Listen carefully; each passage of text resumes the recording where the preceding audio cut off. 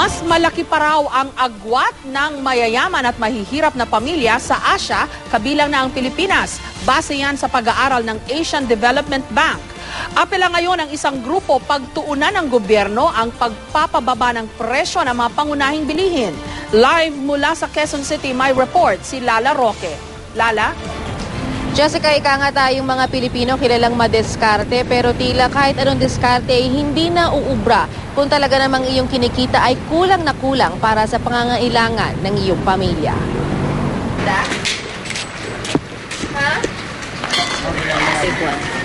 Alas 2 ng hapon, naabutan namin kumakain si Arnold ng kanin at buntot ng bangus. Unang pagkain niya raw ito ngayong araw. Tira na lang daw ito. Ang kita niya kasing 100 kada araw sa pangangalakal. Kulang na kulang para sa kanya at sa 3 mga anak. Masaya na raw sila at may pagkain sila ngayon.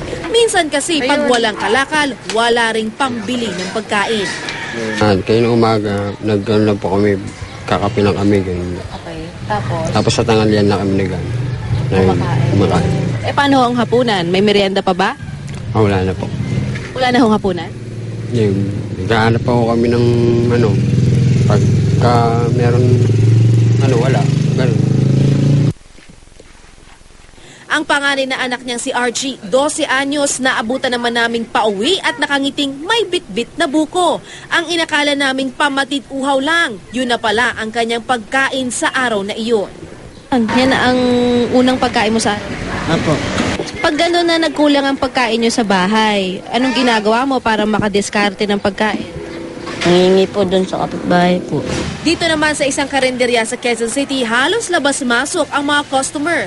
Pagkain man ng negosyo, pero ang may-aring si Mirasol, nagluluto pa raw ng sariling ulam para sa kanyang pamilya. Within a week, 4,000 to 5,000 sa freezer na naka-stock.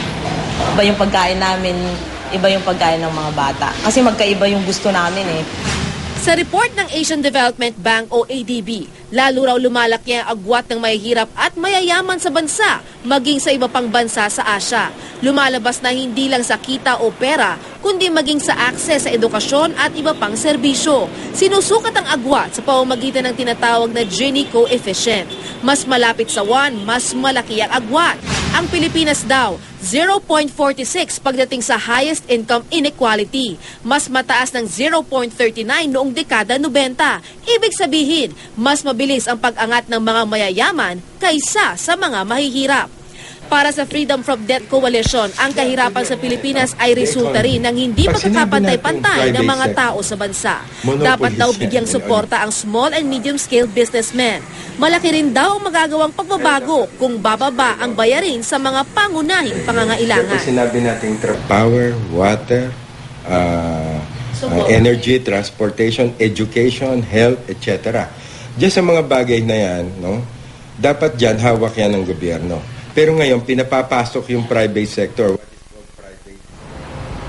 Jessica, tingin naman ng FTC ay makakatulong ang private sector, lalo na doon sa industriya ng manufacturing dahil marami daw bubuksan itong trabaho para sa ating mga kababayan, Jessica. Okay, talagang lumalabas Lala na kailangan talaga ng trabaho. Hindi pwedeng yung tinatawag ng ilang ekonomista na jobless growth lang. Tama, Jessica. Yun nga yung sinasabi nila sa atin, pinapaliwanag. Kailangan lamang bumaba yung sa basic needs. Ito yung sinasabi nila na hindi dapat dito pumasok yung pribadong kumpanya, lalo na sa larangan ng mga pangangailangan tubig, kuryente, pagkain. Yan ay dapat daw gobyerno ang mamahala. Pero sa ibang mga bagay, gaya ng manufacturing business, ay maaari daw dito ipasok ng gobyerno yung sinasabi nilang private partnership, Jessica. Okay, trabaho at kailangan ibaba yung presyo ng mga bilihin. Maraming salamat, Lala Roque.